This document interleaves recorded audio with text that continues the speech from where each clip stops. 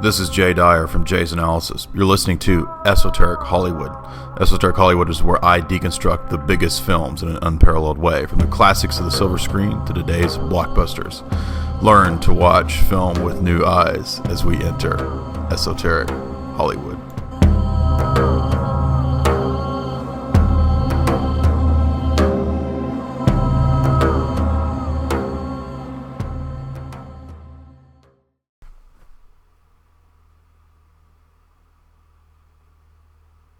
Welcome. You're listening or watching Jay's Analysis.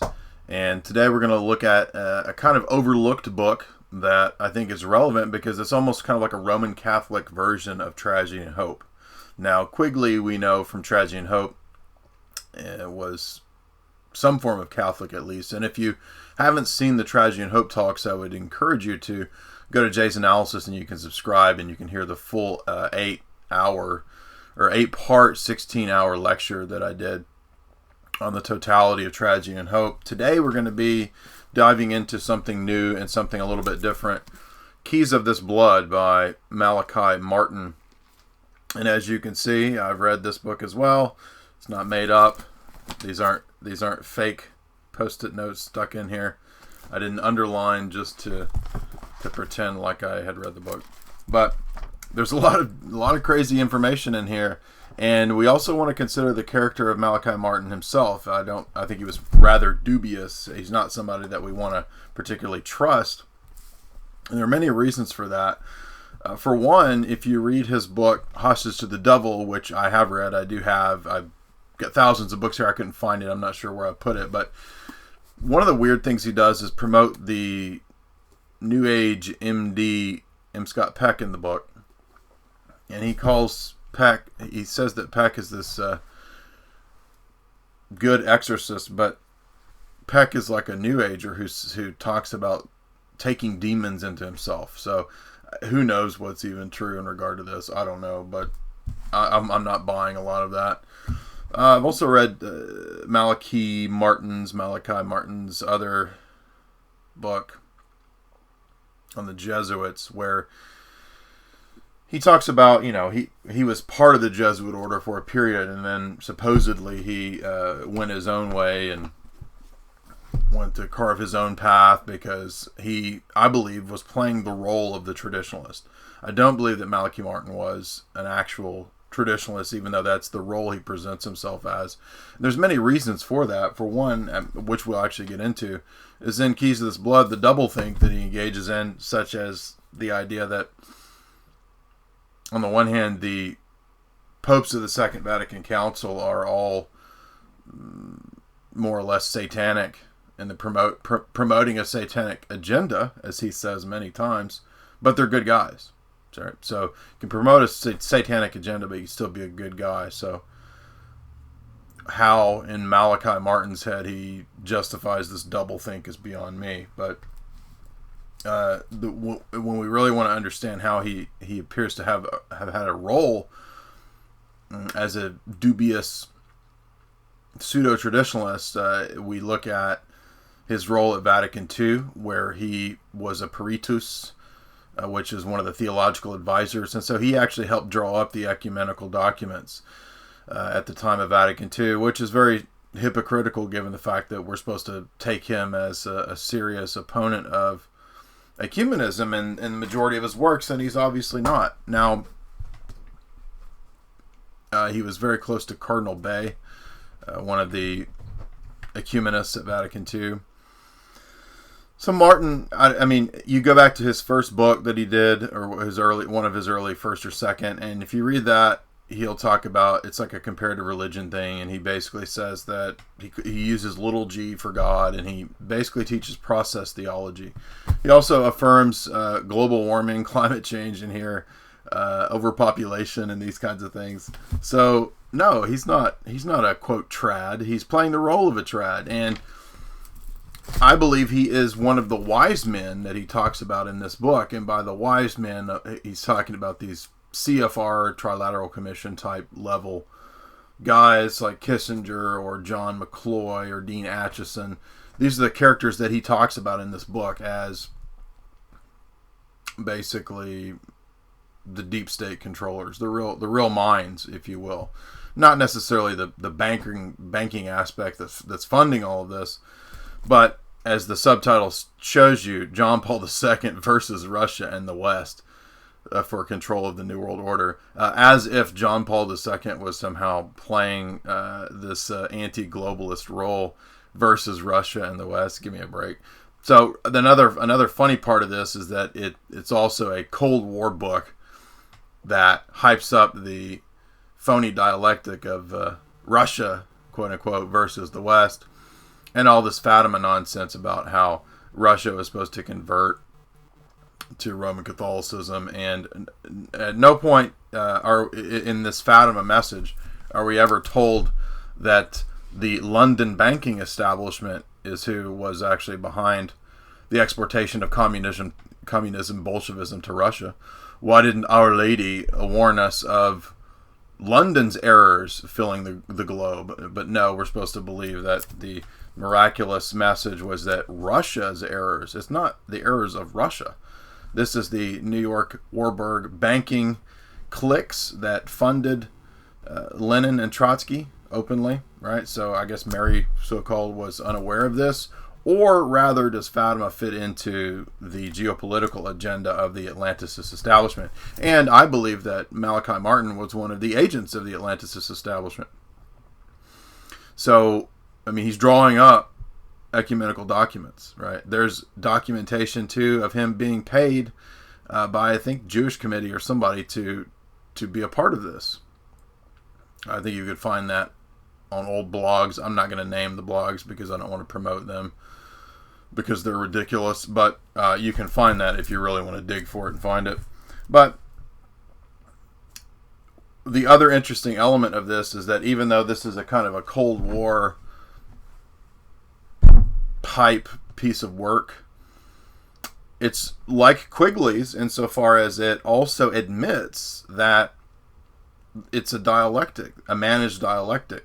And so we're going to get towards the end of the book this conclave of the statists, if you will, between George W. and Gorbachev at Malta in, I think, 1988. And you can find this was an important globalist meeting. And this was about convergence. This was about the Eastern communism being merged with Western Atlanticism. And that this would be the overriding model for the coming global government. Now, Martin inadvertently, well, actually pretty blatantly admits all that. So it's a confusing bunch of incoherent positions in Martin's book, where on the one hand, we're supposed to believe that John Paul II, at the time of this, I think this book is 1990, excuse me. So at this time, right towards the close of the Cold War, we're supposed to believe that John Paul II was somehow this hero that was going to help fight communism. But he's not. John Paul II was, of course, a rabid globalist, a rabid liberal, one of the main architects of radical promotion of ecumenism in the West, across the board for all these so-called churches. Now, the Orthodox Church is presently having to go through this crisis of their own Vatican II, so to speak, which is, thank God, largely being resisted, or at least more so than in the Roman Catholic Communion. You probably say Orthodoxy maybe split down the middle when it comes to this stuff, although the ecumenists are pushing very hard in the Orthodox Church.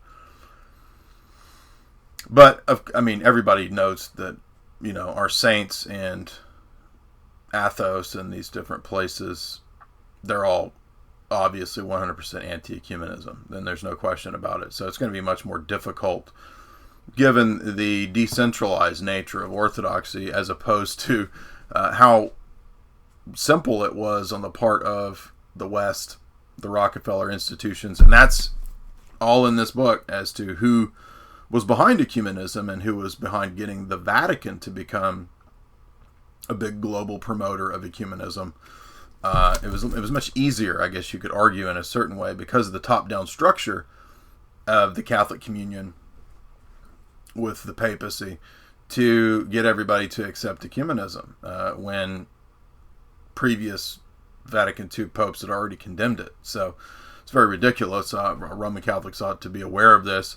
But Roman Catholics, I found, and I was in that communion for about 10 years, they don't even know their own doctrines. They don't know what their church teaches, and it's all up in the air, and people get PhDs and twisting and practicing casuistry on how something in the 1930s is apostasy and whatever, ecumenism and indifferentism, and then now it's the movement of the Spirit 50 years later, right? Well, there's no making sense of that.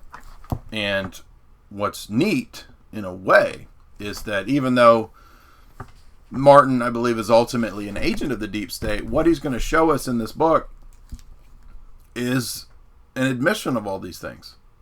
So even in the midst of his spin, and just like we saw so many times with Tragedy and Hope, that giant tome was so much of in large part, a spin operation.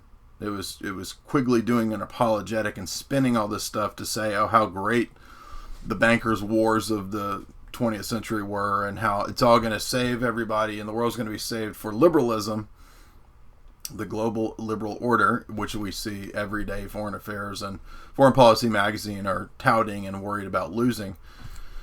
In the same way, you can't overestimate the role of a communion with near 1 billion people, the Roman Catholic Church. You can't overestimate or underestimate, the role of the papacy in geopolitics.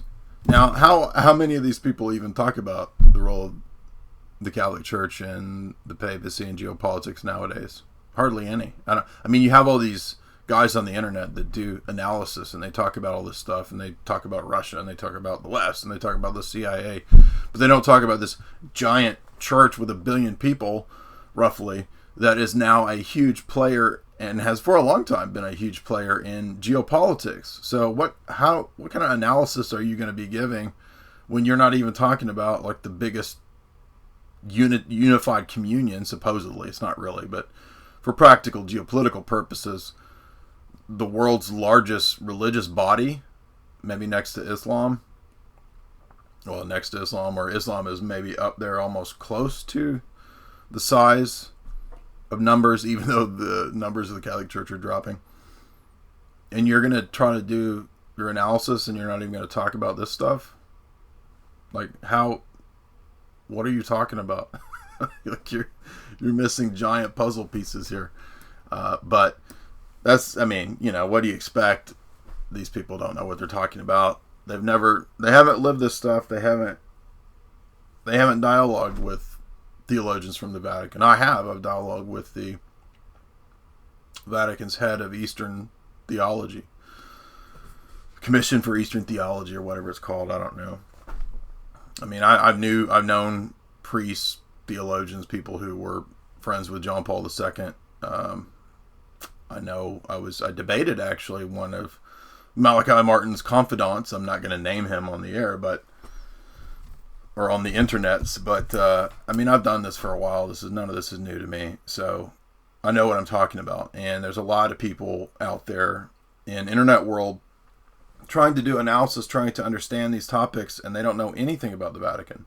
So I think that's all I'm saying, is that one of the advantages of what you're going to get through my analysis is that it's very broad scope. So I'm going to be able to talk about Orthodox theology and the East, and Roman Catholic theology and the West, as well as all the espionage and geopolitical tie-ins. And you're not really going to get that at many other websites at all.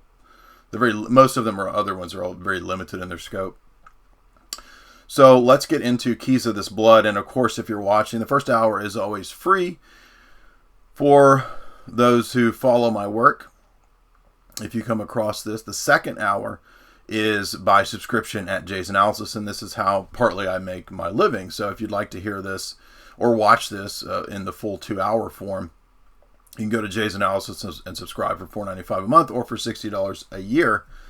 And I would also direct you, if you like what you hear here, there's a lot of relevant aspects in my book that relate to this. My book is Esoteric Hollywood, Sex, Cults, and Symbols in Film. I have about 50 5-star reviews within 3 months of release now across markets, Goodreads, Amazon UK, etc., etc. So definitely a book that if you like this kind of stuff as well as film, there's the poster up here. You can get that at my site for $30 inside the U.S. or for $60 outside the U.S. And please do, if you are interested, get the book from me, because it's a lot better for authors when you get the book from them and not through Amazon. We don't make a whole lot of money as authors through Amazon. Amazon's great for certain things like getting you a book used cheap, but not great for authors, because even though it might expand your readership, you're not going to make a whole lot of money on that. And I put a lot of work into that. I put a lot of effort into, 400-ish pages with the sidebars in my book and 404 footnotes. So there's a lot of effort put into that. But everybody loves it. 95% love it. 5-star rating so far. So if you would, go ahead and get a copy of that from me. And we'll move from that now and get into Keys of This Blood. Pope John Paul II versus Russia and the West for control of the New World Order by Malachi Martin. Now, as we get into the book, we want to remember that this was written in 1990, so close of the Cold War, but still relevant for all of the information that Martin is going to give pertaining to things like the creation of, or the intention of creating, a one world religion. And Martin is actually going to talk about that. He gets into that early on, page 39. And he talks about these different vehicles that have been set up for the creation of a one world religion through the New Age movement. Again, I think a lot of people in the 90s thought that, the New Age was the end times religion or whatever. And it's more so, I guess, a question of how successful something's been. I don't know that the New Age movement has been as successful as they hoped. So it may or may not be the vehicle for the creation of a one world religion. It certainly was an attempt at that, but has it been successful? Maybe somewhat. I mean, it's definitely re-engineered the West in a large degree. And that was all by design. That was through Rockefeller funding, as Martin will talk about, as we'll see. So, the religion has always been a great tool for the state or for the oligarchs to try to get their message across, or to try to engineer humanity into some other type of view. So this is where we see alien cults play a large part of that. We've talked about that in many interviews, many discussions. The CIA usage and infiltration of alien cults. I discussed some of that in my book as well, if you want to get my book and read some of the chapters on that.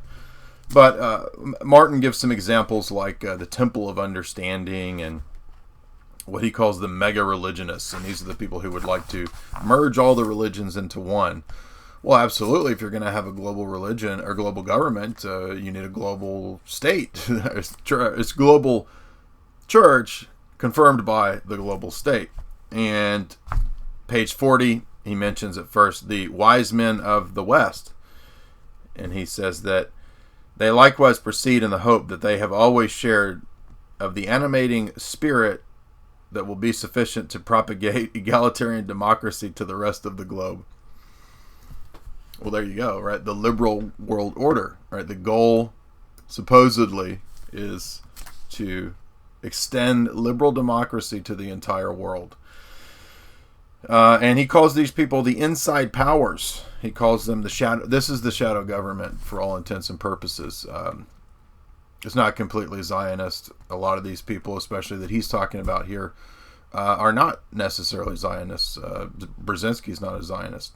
However, they will at times, of course, work with different lobbying groups and different power groups, different infrastructures and entities, and to achieve their ends. So it's not an either or.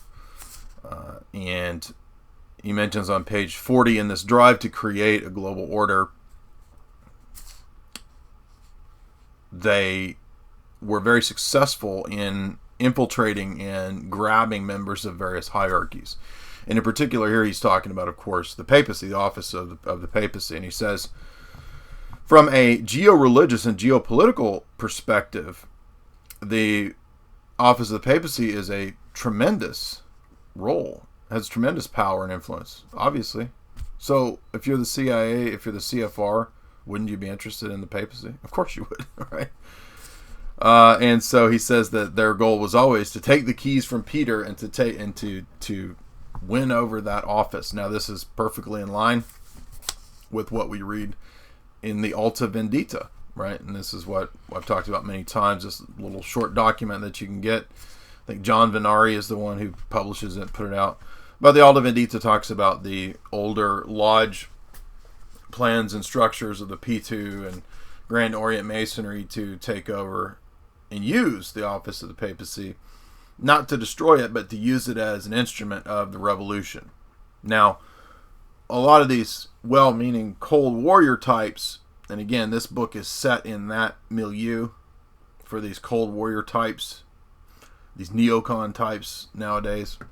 A lot of these guys might have been well-meaning and thinking that they were fighting communism, and Martin is going to, unfortunately, partly prop up that mythology of this all being a giant battle with godless communism. However, he's also going to admit, as we see from Quigley, as we see from Anthony Sutton, that the promotion of the liberalism to destroy the West is not being done out of Moscow. It's not being done by black dudes wearing berets in Africa that fight under the banner of some amorphous term called the Liberation Front of some kind or whatever. That's not who's running all this. It's not the relatively small number, 1,000 communists in the so-called Communist Party in the United States. That's not who's running all this. Obviously, these low-level nobodies with no money, they don't have the ability to create giant foundations and think tanks and to run giant corporate operations that put millions or billions of dollars into things like open borders, into things like the ecumenical movement. I mean, who are these low-level communists? Don't have any money for that. Of course not. All of that is coming from up top oligarchs, moneyed oligarchy, the bankers, right? That's who's funding all this. Now, Martin actually will reveal all that. However, it's still in the context of a little bit of spin and deception. Well, a lot of bit of spin and deception that, oh, this is all coming out of Moscow. Yeah, there's a lot of big bankers that like all that idea and they put their money into it, but it's all coming out of Moscow. I promise. It's all the evil Ruskies. The end game, right? What is the end game? For the new millennium, he says the papacy wants to be on top of the New World Order. Now, again, the funny part about that is that the papacy is long been captured by the New World Order, so to speak, by the West. And you even have pre-Vatican II popes writing about that. I've done talks on this. I did a popular talk just out of my car. It's had 7, 8, 10,000 views, where I discussed the decline of the papacy as a result of Vatican II, not itself, but from a long span of Masonic infiltration into the Vatican. And that is not necessarily to be read as just, quote, Masonry, but actually a long plan of oligarchic families, bankers, to run the office of the papacy. I mean, the Rothschilds have been the papal bankers since, I think, the 1700s. Now, you don't think that they have some interest or influence in being the bankers of the papacy? Give me a break. So, Martin goes on in the next chapter. He talks about the grand design. What is the grand design? It's the design of the Masonic Enlightenment revolutionaries to create a one-world, rational, republican, democratic order. That is the grand design. And the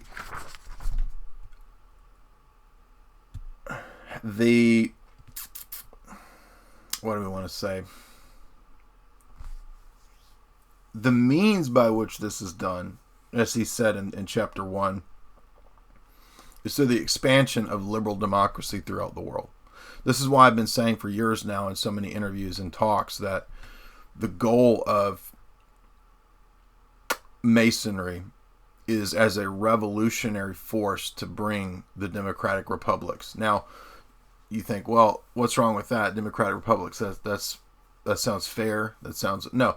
See, this is all about removing religion from public sphere, public life, and then ultimately also tradition, because tradition is also grounded, I think, in those kind of religious categories. There's not really a quote tradition that you can point to that's organic and healthy that's going to be purely secular, right? I mean, Rousseau is not going to get you. Thomas Paine is not going to get you your quote traditionalism that you would like to have as a natural rights theory libertarian. Now, all that stuff is part of the revolution, and I mean, I don't know. When are you people going to understand this, all you libertarian types? When are you going to grasp that Thomas Paine and Thomas Jefferson and all these characters are just participants in the banker revolution? That's what Quigley says. Here's another character, deep state operative, who's going to tell you the same thing. When are you going to believe it, that when the deep state operatives tell you that they're Enlightenment rationalist Masonic guys are Illuminists? That's what they are. When are you going to start believing it? Now, Martin sets up this kind of true idea of the creation within the Roman Catholic body of the anti-church, he calls it. And this is the forces of revolution that have bought into the doctrines of Masonry, the doctrines of being your own little god, being liberation theology is a big part of this. That will play a big role in his history of the Jesuits and what happened to them. And of course, the Rockefellers and these same people that funded ecumenism are the ones that fund the liberation theology. Now, if they fund the ecumenism and they fund the liberation theology, these big moneyed oligarchs, and we're told, almost everybody agrees and knows, that liberation theology and ecumenism are intimately tied into Marxism and the World Council of Churches and so forth and so on, right? Now so if all of these are funded by if these two are funded by the bankers, then this one I'm not flipping you off, I'm just messing around. Then the Marxists, who are part of this class of the ecumenists and the liberation theologians, well, they're probably funded by the same people. You see, are you starting to make the connections here? It's the same power players in the background, and it's amazing because Martin's going to admit this. So there's this creation of the anti-church, intimately tied into ecumenism, that has a long connection in history to revolutionary democratic republican movements back to the Enlightenment and Masonry of that period, which he will talk about in an entire chapter. Quigley talked about all that. And who did Quigley say was behind it? Who does Martin say is behind it? Moneyed banking oligarch families. They run the Masonic groups, they run the intelligence groups, and they do it all through their foundations and through their giant banks and through their tax-free blah, blah, blah, blah, blah. It's the same thing. This is the whole kit and caboodle. This is all of it. This is who's creating the global government. And it was imperative that they capture the office of the papacy. And they have. So, for those of you that don't grasp that. Now, what does all of this mean? And now he goes back in the next chapters, part 1, I guess is what this is. Part 1, the arena, and he's talking about the arena wherein this giant battle for the papacy and for the New World Order is happening. And he says, oh, this is all under the guise of revolutionizing the church and bringing it up to date. And this is all what Vatican II was about, right? The opening the doors of the church to the world, according to John the 23rd. And the idea that, first of all, the church must be separated from the public sphere. We got to have a secular sphere wherein the religion does not affect or influence anything to do with the daily lifestyle, right? So you can be the pro-abortion politician who is also, quote, Catholic and receives communion. Right? This is all birthed from that. Now, there were a lot of cardinals and a lot of archbishops and bishops who were, for a long time, involved in this revolution, and he names plenty of them. I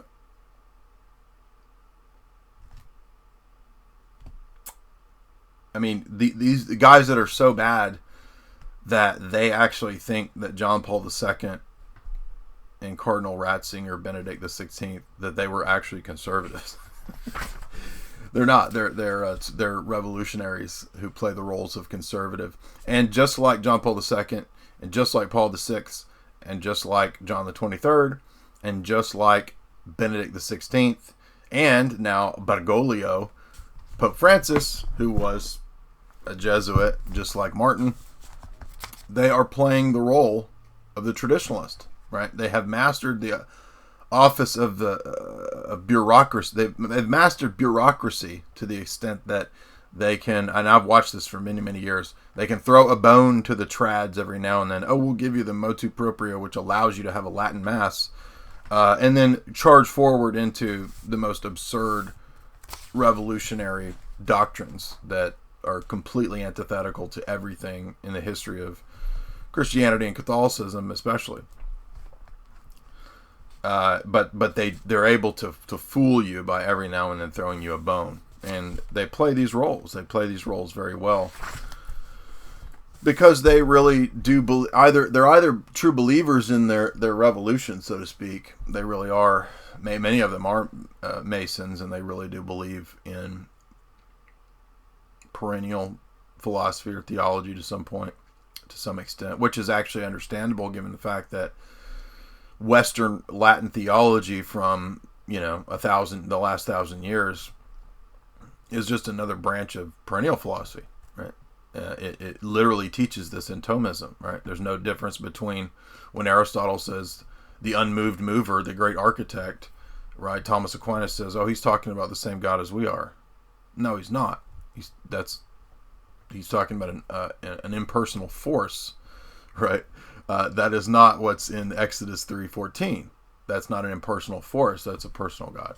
So this is why, for example, Orthodoxy traditionally has rejected the last 1,000 years of Roman Catholic theology, as well as its Thomism in its official ideology, and its, quote, Palimism. Palimism is a rejection of those ideas because we believe that it leads to this stuff. It leads to ecumenism. It leads to all the religions basically being the same, just variations in flavors. Baskin-Robbins, 32 flavors of the same corn syrup undergirding nonsense. Right. Now, he goes into talking about how John Paul II he's so great because he's going to move past the left-right paradigm and all this kind of stuff. And then he's not a radical traditionalist, but he's also not a radical liberal. Oh, well, that's just because he was playing the role that he needed to play. And what's also interesting is that Martin talks about this group within the church. He calls it a satanic superforce. And he also says that John Paul II was a humanist. At times, he almost sounds like a secular humanist. Yeah, I know. I've been talking about this for a long time because it's in his encyclicals. I believe Redemptor Hominis? One of these old John Paul II encyclicals where he says that he basically just defines everything in terms of man. Right? He says sin is just an act of harming man. Well, that's not the Catholic traditional doctrine of what sin is. He says the gospel is the greatness of man, right?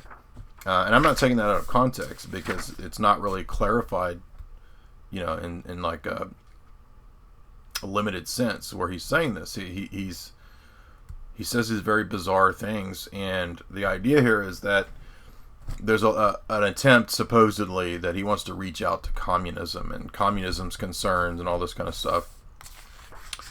but I'm not buying any of that, especially given the fact that the entirety of his papacy was one gigantic nuclear blast of ecumenism. Just look at the Assisi meetings, right? You'd never seen anything like this in the history of Christianity. And he's up there by the altar praying with every religion imaginable, including Vodun, including Dalai Lama types. I think the Dalai Lama was there. Anyway, Tibetan Buddhists. It's like it's all religions are one up there. So, interestingly, Vatican Bank comes up a little bit. There's cryptic statements about the New World Order and Big Brother, the rise of these things and how they're going to take over. And even, obviously, the Vatican itself was aware of this. They don't seem to be fighting it, however. They seem to be going along with it. And as I've proposed in several articles and talks, I think the Guardian was accurate, and the Guardian is not always accurate. I'm not saying that. But in regard to this story of what was going on with the resignation of Benedict XVI, that probably had to do with blackmail and all the pedophilia. And the pedophilia and the satanic stuff is going to play into this too, because that's a huge part of what's going on in the Second Vatican. Post-Vatican II is the infiltration of Masonic and Satanic Illuminist type groups. Now you say, well, who takes Satanism seriously? Well, I think some of these people really do. Martin will claim that, at least. And he says that the goal of all of this syncretism is ultimately satanic, to create a new world religion. Interesting, almost like what Dostoevsky prophesied in the Grand Inquisitor chapter in Brothers Karamazov, right? The Pope would rise to power as the new world spiritual leader and toss out Jesus because they don't need Jesus, is what he says. We can create a Babel on earth, right? So he argues that the See of Peter is now the means by which democracy can be exported to the world. And the title of the book, Keys of the Blood, of this blood, is this reference to Catherine of Siena, one of these Roman Catholic saints. And the idea is that, we've preserved the faith supposedly through the keys of Peter and his blood, the blood of Jesus supposedly in the Roman papacy.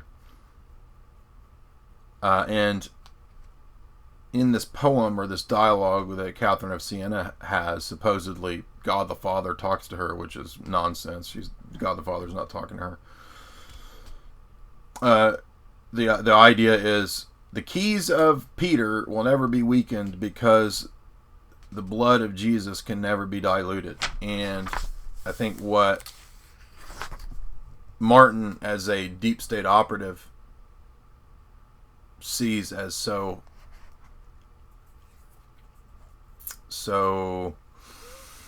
ironic in that statement is that he himself is one of the operatives who believes that he has aided in diluting and taking over the office of the papacy.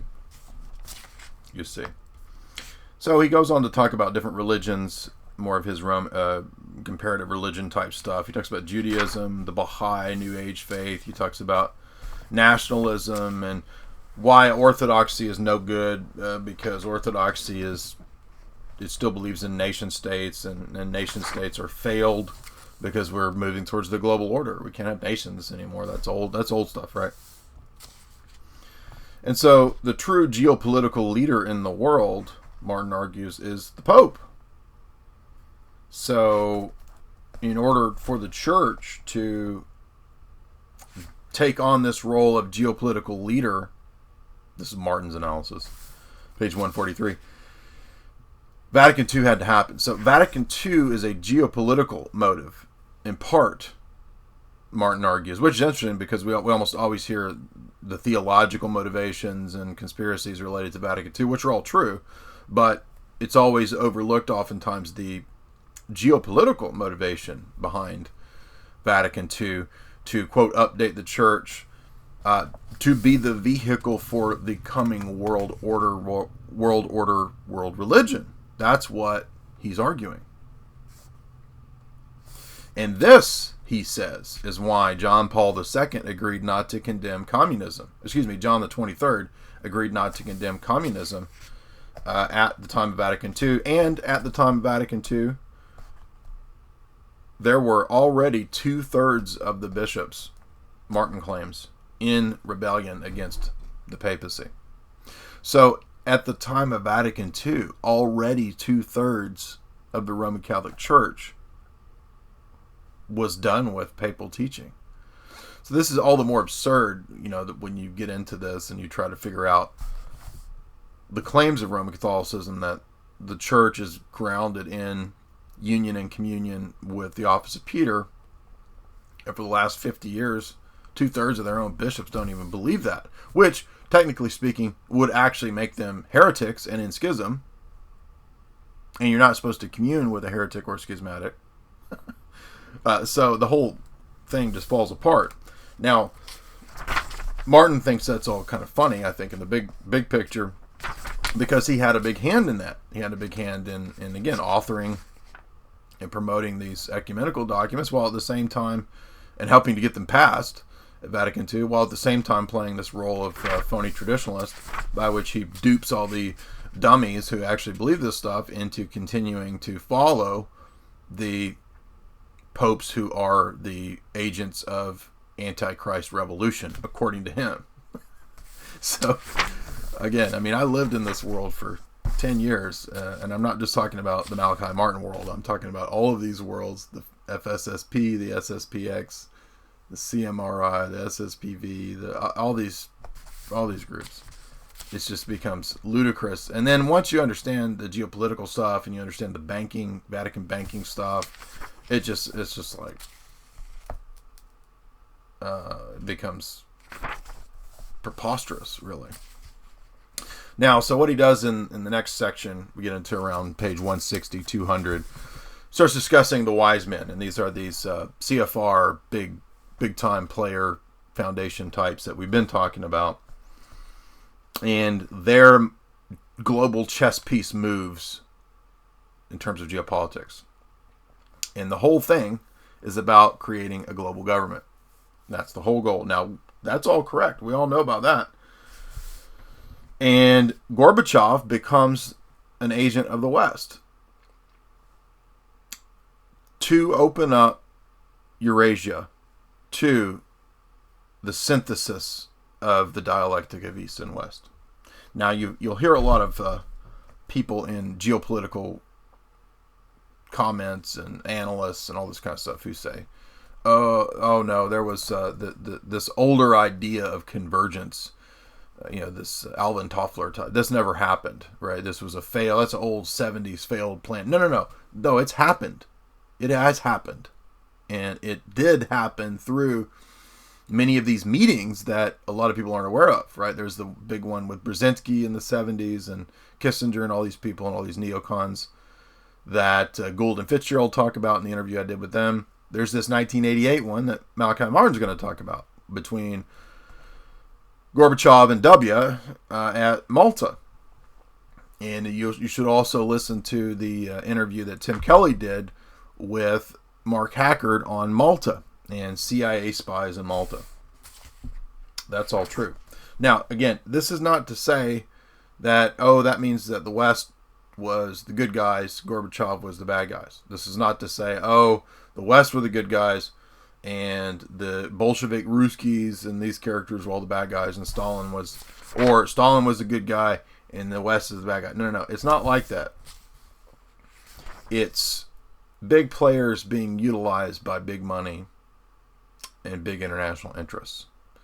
And these international interests have a stated long-term goal, long-term plan, as we've said, how many times? Of moving, you use a dialectic of East versus West, of conservative versus liberal, and you smash these things together over time, and what you get after you do this for a long time, is this a blending, a synthesis, right? Because you fought for so long, us against them, and then after a while, maybe a few generations, you're like, it's time to stop the fighting. It's time to come together. We've got to come together, right? Some sort of moralistic plea or some bullshit like this. And the idea becomes that both sides have to give way a little bit, right?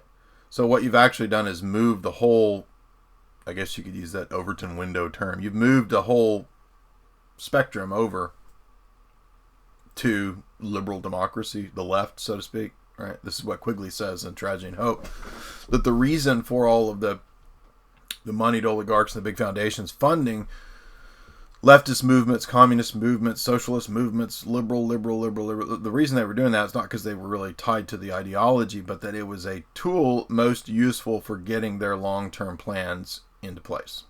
That's the key.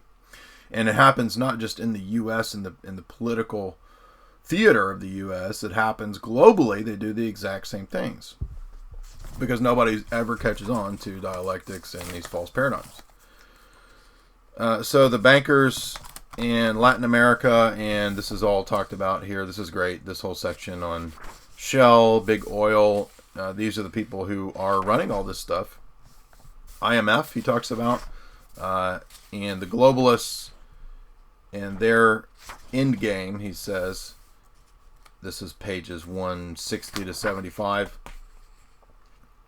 In terms of reorganizing, re-engineering the West. And he says what I've been saying the whole time as well. Free trade was a huge goal towards erecting this coming world order. You can't have a world order without a world market, and a world market has to be based on free trade. And Marx, by the way, was a huge proponent of free trade precisely for this reason. I've cited it many times. You can go to Marxist.org and find the articles that discuss it. Engels has tracts on why free trade is a good thing. So all of you idiots out there, libertarians who keep bitching about this, I'm sorry that you're ignorant of that. I mean, how many times do I have to point it out? So, now, Quigley, interestingly, Malachi Martin, interestingly, pictures FDR as a commie. Now, he doesn't go into the detail and depth that we get in Quigley, which is good, where we learn that FDR was a banker commie. Right? So, again, a lot of this is still set in the Cold War dialectic. And now there's pros and cons to either Tragedy and Hope or Keys of This Blood. I mean, if you want a Catholic perspective, roughly speaking, of the church in depth, and you understand the controlled dialectic, then Keys of This Blood is great. It's going to show you a lot. If you want a more geopolitical perspective that's better at showing you the controlled dialectic, Tragedy and Hope is what you want. But again, both are good and both are overlooked because all of this stuff is, well, interestingly, he does systems analysis in this book. So he says both of these systems, the Eastern communism and Western democratic so-called capitalism, don't see the errors and the quote, he actually says sinfulness of their systems. So Martin knows and points out that both of these systems are false, including democratic capitalism. It's false. It has all kinds of aspects that are exploitative legitimately and ultimately that set man against one another. And it's the only way to make sense of this is social Darwinism.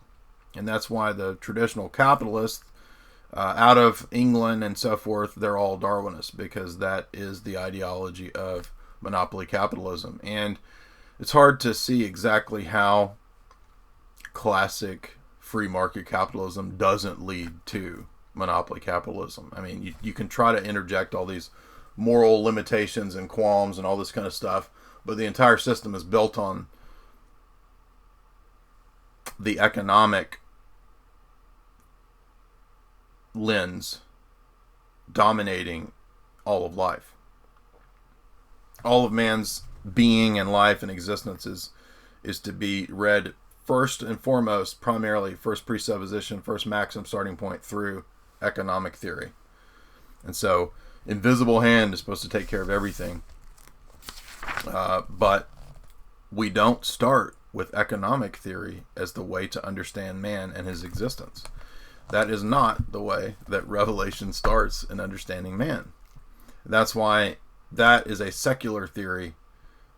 I'm talking about classical free market capitalism that is just as doomed to failure as the socialist Marxist secular theory. And they're all predicated on Darwinism, and none of your Darwinian theories are ever going to get anywhere. They're all going to fall apart. They're all going to collapse. They all lead to transhumanism, right? Marxism and capitalism lead to transhumanism. I mean, they have to, that's the inherent determinist logic of both of them. Now, he goes on to say that the modern world is characterized by monetarism and relativism. Yeah, exactly. And the big lie is, even calls it a big lie, is relativism. Now, here's an interesting quote here.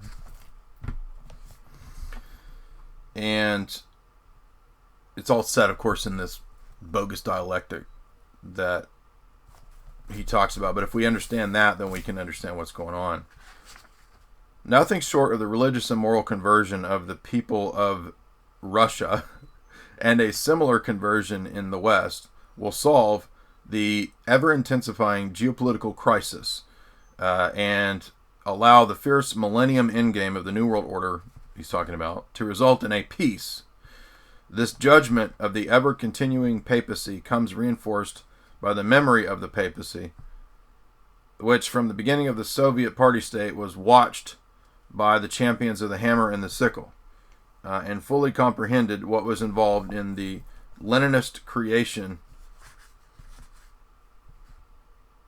of the 73-year history from Lenin to Gorbachev that is the key to the accurate interpretation of the present events. So in this bullshit that Martin has here, he says that both the papacy and the Soviets have got to repent and convert. And the democratic capitalism of the West has got to embrace traditional Catholicism, I guess. And Russia's got to embrace traditional Catholicism because they're both now agents of the dialectic. Now, that's true. They are agents of the dialectic. I'm talking about red communism and the papacy. But they're not agents of the dialectic the way that Martin is describing it. Martin wants you to think that it's Moscow versus Vatican City. It's not Moscow versus Vatican City, right? Now, and interestingly, he does talk about the bankers and their role. But the bankers and their role is never connected to the history of communism in Martin's book, which is interesting. It is, however, connected to the wise men of the West, who he says also want to control the papacy. But, again, the problem here is that Martin never seems to connect Western banking capitalists as the power behind Marxism. And David Rockefeller brags about it, right? We have many, many instances and examples of this. So that's why this is a very complex spin job on the part of Martin to portray this situation as something that was all Moscow versus Vatican. And then he thinks that ultimately the Vatican and the bankers defeated Moscow. And so now it's the papacy and the bankers fighting for the controlled world government. I mean, that's kind of ridiculous. But again, that's not true long-time the Western banking elite, CIA, CFR, have been infiltrated into and in long time control of the Vatican for decades. it's hard to say exactly when, but you have popes even back to the 1700s warning of the infiltration of Freemasonry into the Vatican. Right? There have been a whole string of these encyclicals from the popes warning about Masonic infiltration into the papacy. Now, next few chapters, Martin goes on at length to detail the different communist systems and the NKVD and Kerensky and VI Lenin and how the propaganda works, and then it goes into Stalin and the Cheka and on and on. Excuse me, the Cheka with Lenin, and then the NKVD with Stalin. And he says, I'm not going to bore you with all this classic communist red stuff. He'll talk about the differences too, and why the Stalinists don't like the Trotskyites and so forth. But anyway, we're going to set all that aside because that's not really what we're getting into. All of that, if you want that in depth, go to the Tragedy and Hope talks.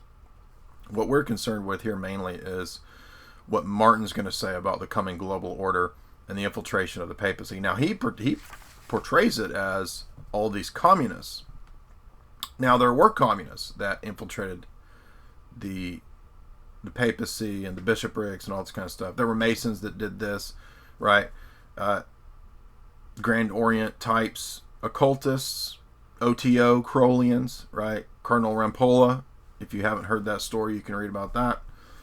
Probably true. I think that's probably true. But what does this mean? Now, so was it really the communists that took down the papacy? This is what Martin would have us believe, right? There's all these communists that are taking over. Now, wait a minute. Who was touting that line throughout the Cold War? The CIA. And the CIA made this deal, I believe under Colby, with John Paul II. Now, the CIA obviously had interest prior to Colby, but I think it's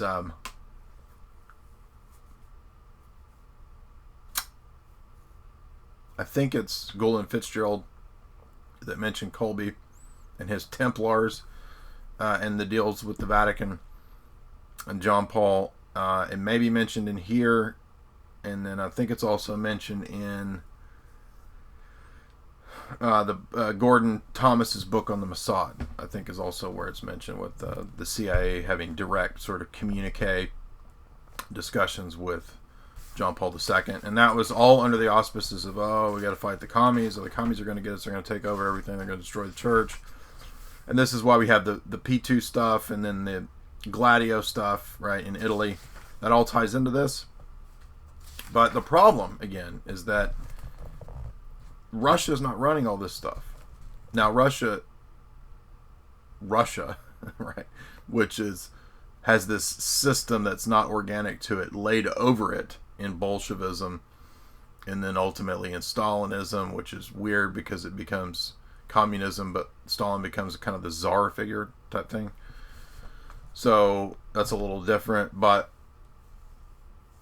the Red Terror model that he's talking about here in pages 234 to 235, the genocide, the Spectre, Smersh type organization, which was Soviet counterintelligence in the real world that's in the Bond novels. Martin's talking about all that. He talks about all the red tactics and the right. So they've got all these dirty tactics and techniques, but we're supposed to believe that the West, of course, is the saintly angel types. They don't use sex operatives and sex kittens. Only Stalin and the NKVD did that. Yeah, right. It's in the frickin' movie North by Northwest. The West was the OSS. Of course they use sex operatives. So that's just all gobbledygook nonsense. But now we have to be careful here because, again, the large movements of socialism and communism and liberalism that Martin is talking about, it's true that they are the degradation of the West and ultimately of tradition. But it's not true that it's all run as some gigantic secret system out of Moscow. That's the key here. So when he talks about H.G. Wells and George Bernard Shaw, those aren't guys run out of Moscow. The biggest promoter of communism prior to Lenin and Trotsky has always been London. So the control of global socialism and liberalism and democracy is not Moscow. It's the city of London. And that's what you're never going to hear Malachi Martin tell you. That's where he's wrong. Now, you do begin to kind of get that inkling in Tragedy and Hope, right? And of course, this is where Sutton's so good, right? So that is going to cover, I think, about the first third of this book. We're trying to deconstruct Malachi Martin's Keys of this Blood and how it is a Roman Catholic quasi Tragedy and Hope, an almost Tragedy and Hope for the Roman Catholic in its many admissions. So it's very relevant in that regard. In the next chapter, we're going to talk about Gramsci. Now, Gramsci is relevant because Gramsci said, take over the capitalist institutions. Don't worry about trying to fight and destroy these capitalists. Infiltrate their institutions. So that's true. There is this infiltrationist modicum that comes out of the Gramscian idea. And Gramsci was part of the Illuminists.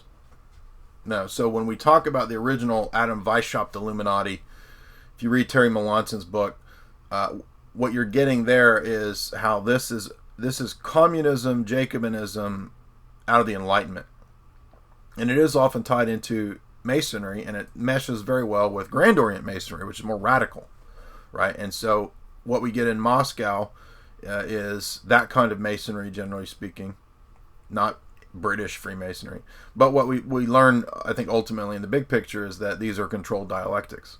So that the Grand Orient Masonry might be a little bit more radical, but it's still just there's two wings of the bird: right wing revolution or left wing revolution. Do you want Adam Weishaupt or do you want Thomas Jefferson?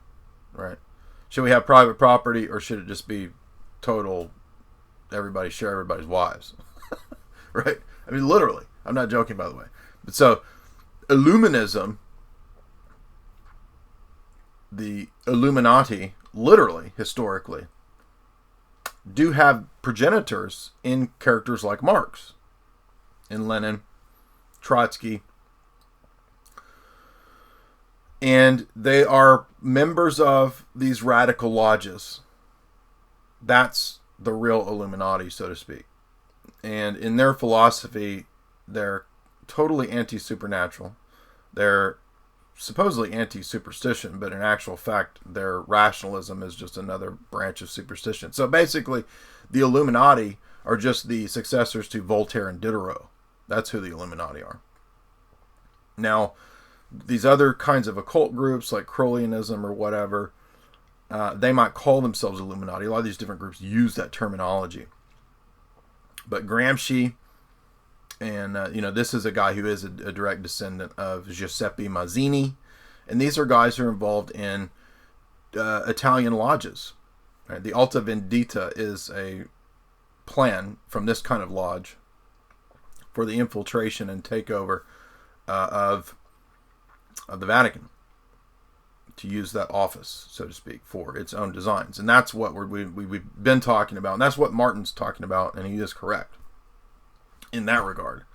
But it's incorrect to think that these revolutionary organizations and these revolutionary lodges are sort of independent, organic forces in the world that are not funded and fostered by gigantic billionaire banking money. That's the key here. All of this is funded by gigantic billionaire, trillionaire banking money for the purpose of social engineering. So the revolutionaries at this layer of the pyramid are the dumbos. You have like the masses of the people who participate in the so-called revolution I'm speaking of here, right?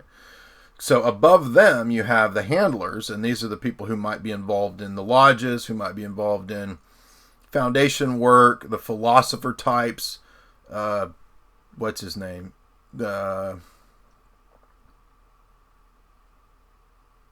Rules for Radicals. Saul Alinsky. Okay, Saul Alinsky's above the cells and the groups and the masses and the protester radical idiots, right? And so you've got but now who's behind Saul Alinsky? Now where does he come from? Where does a Bill Ayers kind of guy come from? Right, the guys who promote the radicals, right? And now some of these people too believe the ideology. They really do believe that they're going to change the world and bring the revolution and all this kind of stuff. And just like the idiots that they handle underneath them, the college students and all this kind of stuff. But above them is another level of people. And these are the brains. These are the real philosophers, the real geopolitical strategists, movers and shakers, controllers. The Alvin Tofflers, the Kissingers, the David Rockefellers, the Zbigniew Brzezinskis, the Dean Achesons, the John J. McCloys. Okay, these are the wise men that Martin's talking about. And they're above the level of the academic handler types or the FBI handler types or any of these handler whatevers. Now, a lot of these guys, they're going to be above the Masonic types, right? Because they're above even the intelligence agencies. They're above the CIA operative types, right? They have a lot more sway. They know a lot more. They've been at it a lot longer than some low-level CIA guy stationed in Kabul or somewhere, right? They're not going to know what Brzezinski knows.